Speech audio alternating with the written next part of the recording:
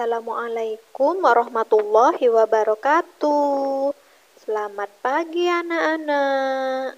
Bagaimana kabarnya? Semoga kalian sehat selalu ya.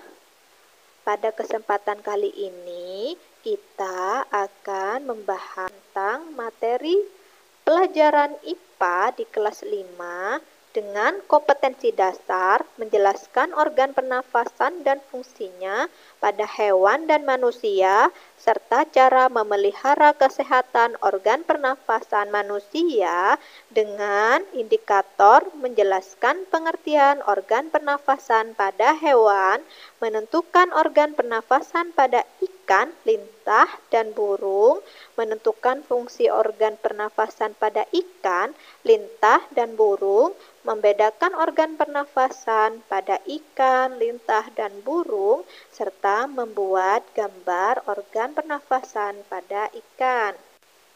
Nah, sebelum kita mempelajari materi ini, alangkah baiknya kita membaca doa terlebih dahulu ya.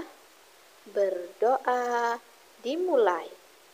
Bismillahirrahmanirrahim. Raditu billahi robba wa bil islami dina wa bi muhammadin nabiyya wa rasula. Rabbi zidni ilma warzuqni fahma. Amin. Nah, anak-anak, tahu kan apa yang dimaksud makhluk hidup? Ayo, apa? Benar sekali. Makhluk hidup adalah makhluk yang memiliki ciri khusus seperti bernafas, berkembang biak, bergerak atau berpindah tempat, tumbuh, dan mengeluarkan zat sisa. Anak-anak tahu tidak apa yang dimaksud dengan bernafas?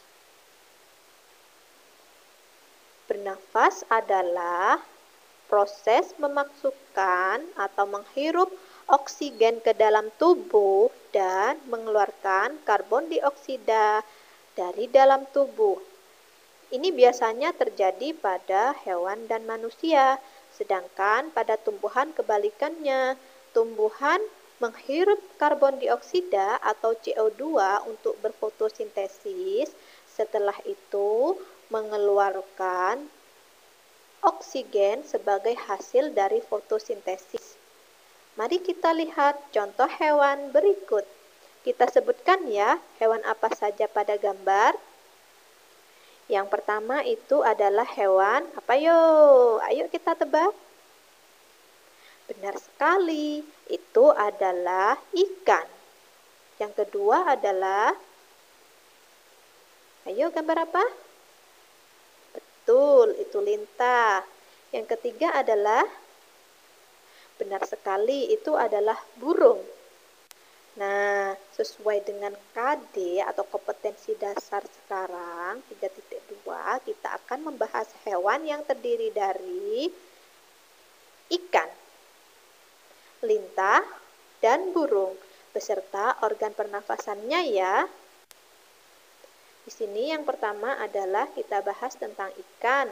Disajikan gambar ikan beserta organ pernafasannya.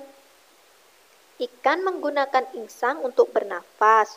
Supaya bisa mengambil udara di dalam air, ikan akan membuka mulutnya supaya air bisa masuk. Setelah air masuk ke dalam mulut ikan, pembuluh darah di dalam insang akan mengambil oksigen di dalam air. Selanjutnya, udara tersebut akan disebarkan ke seluruh tubuh. Lalu, air yang masuk melalui mulut akan dikeluarkan lagi melalui celah di samping kepalanya. Selain mengambil oksigen di dalam air, insang juga bertugas mengeluarkan karbon dioksida di dalam tubuh ikan. Nah, seperti itu ya. Ikan beserta organ pernafasannya dan cara kerja organ pernafasan ikan. Selanjutnya adalah lintah.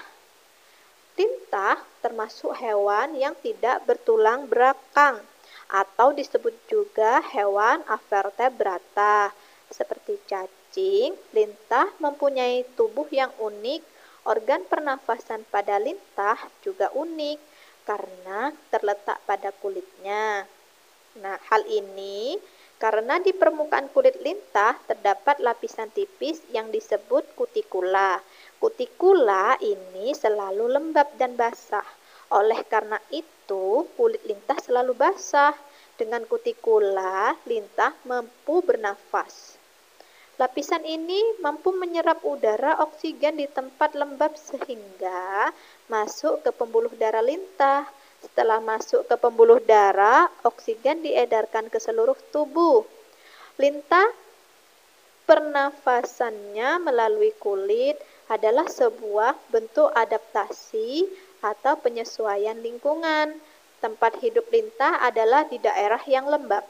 Oleh karena itu, bernafas melalui permukaan kulit bagi lintah jauh lebih baik dibandingkan dengan sistem pernafasan lainnya. Oksigen dapat langsung masuk ke pembuluh darah bila bernafas melalui permukaan kulit. Seperti itu ya, lintah beserta organ pernafasan dan cara kerja organ pernafasnya. Selanjutnya adalah burung. Burung memiliki struktur paru-paru yang berbeda dari mamalia. Dalam sistem pernafasan burung, selain paru-paru, organ pernafasan burung lainnya juga dilengkapi kantong udara. Ukuran paru-paru burung itu lebih kecil dan rata-rata burung punya 9 kantong udara. Kantong udara itu letaknya di leher antara tulang selangka, rongga dada bagian depan, dan belakang serta di perut. Kantong udara pada burung berfungsi mengatur aliran udara di paru-paru. Kantong udara juga berfungsi menyimpan oksigen cadangan saat burung terbang, mempertahankan suhu tubuh, membuat suara burung lebih nyaring, dan meringankan tubuh burung saat terbang atau berenang di permukaan air. Saat menghirup udara, udara masuk melalui saluran trakea. Kemudian udara pun masuk ke dalam kantong udara posterior yang ada di belakang. Lalu udara yang sudah ada di dalam paru-paru mengalir ke kantong udara anterior yang ada di depan. Saat burung menghembuskan nafas, udara yang baru di dalam kantong udara posterior mengalir ke paru-paru. Sementara udara berisi karbon dioksida yang ada di kantong udara anterior mengalir ke trakea dan dikeluarkan dari tubuh.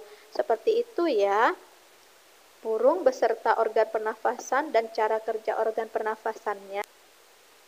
Jadi, dapat kita simpulkan bahwa tiap hewan menggunakan organ pernafasan yang berbeda antara satu dengan yang lainnya sesuai jenis atau klasifikasinya, dan pada dasarnya organ pernafasan pada hewan memiliki fungsi yang sama, yaitu untuk menangkap atau memasukkan oksigen ke dalam tubuh dan mengeluarkan karbon dioksida dari dalam tubuh sesuai dengan tempat hidupnya masing-masing.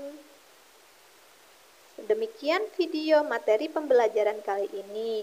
Semoga bermanfaat ya. Tetap semangat dan selalu jaga kesehatan. Wassalamualaikum warahmatullahi wabarakatuh.